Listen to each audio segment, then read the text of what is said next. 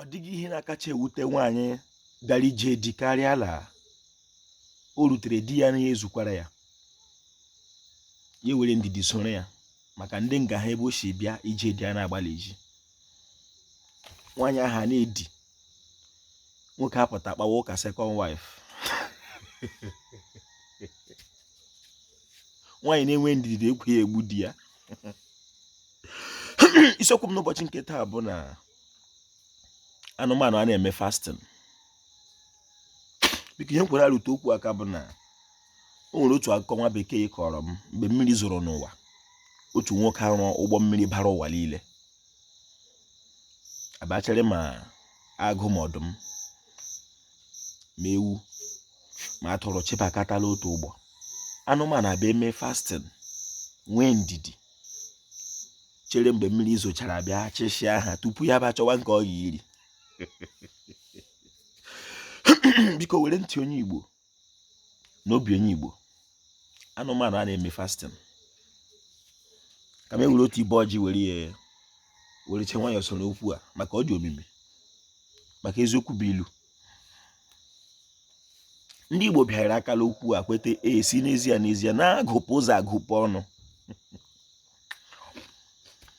Biko nwa okorobịa ibe m, ọ bụrụ na ịmụtala ụmụ nwa gị nwoke ụmụaka ụmụtata akụ ha alọta sị gị lasị ha mee fasting na skuul ekpekwele ebidokwele ugbo ajụ ụmụ gị na agụọla mmadụ bịara ụwa anyị na-agụọ maka na ebe m si bịa ụwa n'ala Igbo ha gwara ya na nka bụla afọ.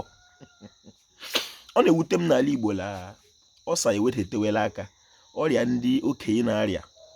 Mgbe m bụ nwatala anyị nwa bụ ụmụ okorobịa ma ụmụ anyị na-achọcha ịrịa ya ebe onye Igbo na-edo onwe ya agụọ na ọ ga-anọrịrị agụọ tupu Chukwu kere ya. Onye Igbo na-eche were iberibe kpere na ọ ga-anọrịrị agụọ tupu Chineke nkere ya dịka mmadụ aza ekpere ya. Aha mbụ Mkpachukwu Ojiagbọ, a na-akpọ m Ojiọfọ. Abụ m onye olu okoro nke dị na Ọmahịa n'ime obodo nke Chineke. Igbo mma mmanụ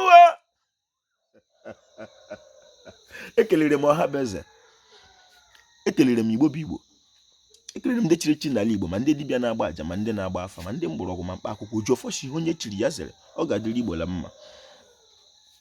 Taa bụ afọ isi afọ Ifeọma, ya fọpụrụ anya uche epụrụ anya ukwu bịa m ụtụrụ kama ya afọ ju anya akpa Ifeọma bụ ife a na-efe efu.